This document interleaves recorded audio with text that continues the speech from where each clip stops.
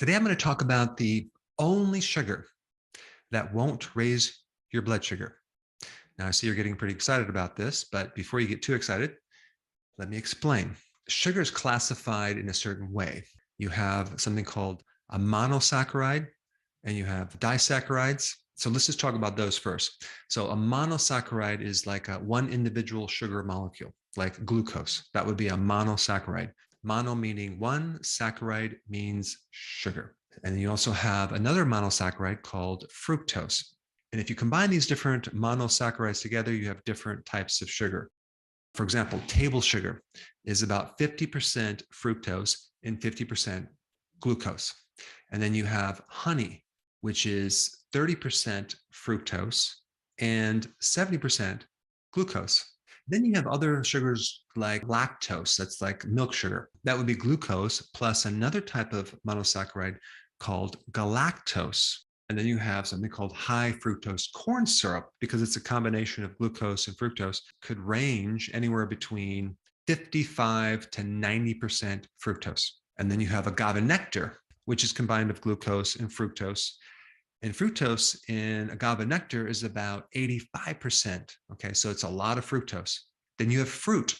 Fruit is a combination of glucose plus fructose. But the fructose in fruit can vary between 1% and 30%. Now you're probably saying, like, what would be 1%? Well, it could be like avocados, that would be considered a fruit, or maybe olives, that would be considered a fruit. Very low sweetness, right? Very low fructose. What's interesting about fructose is that it's the only sugar that does not activate the beta cells. That's the cells in the pancreas that release insulin. It does not increase your blood sugars, at least initially. When you think about it, when you go to the doctor to get your blood sugar tested, they're not going to be checking how much fructose that's in the blood. They're going to be checking how much glucose is in the blood. Two completely different monosaccharides. And fructose as a sugar is like twice as sweet as table sugar. And this is another reason why manufacturing companies might be putting fructose in our food, because it's just sweeter.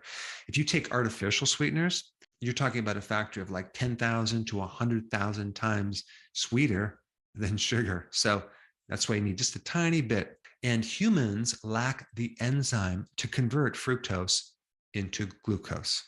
So when this was studied and realized that, wow, fructose does not increase your blood sugar, they started to recommend it for diabetics.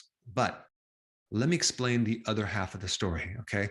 Because fructose follows a different biochemical pathway than glucose. Glucose is absorbed by all the cells, but fructose is only really absorbed by the liver. Some of it passes through the intestine because it's not easily absorbed, and it can get into the colon, where your microbes have a frenzy, okay? It's kind of like crack to your microbes, and they will start eating this up and start growing rapidly, and you'll get a lot of gas and sometimes diarrhea and a lot of digestive bloating and all sorts of digestive problems. This is why a lot of people cannot do fruit or just fructose in general. But what about the stuff that's absorbed to the liver? I want to talk about that, because that fructose in your liver, that can be converted to glucose and stored as glycogen. Now, if there's enough glycogen stored in the liver, then the body will instantly start making triglycerides, which are blood fats, and cholesterol. It's been well documented that fructose will make a liver very fatty very quickly if you consume enough of it, right? But we don't consume very much of it. Well, it just so happens that kids, for example, 25% of their calories are in the form of fructose on average. That is crazy. So we're consuming a massive amount of fructose in many different forms. The other problem with your liver becoming fatty and you producing all these triglycerides is that will now create insulin resistance in a bad way, okay? More potently than glucose.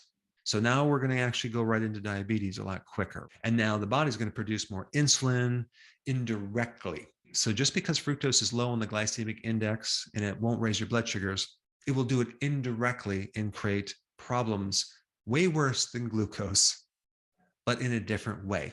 I'm sorry, you just kind of got excited there, right? You thought maybe you could start consuming fructose. Well, You don't want to do that. That fructose will also be converted to uric acid, right? So now your gout increases as well. And the more uric acid you have in the kidney, the less vitamin D you're going to activate, because the activation of vitamin D happens mainly in the kidney.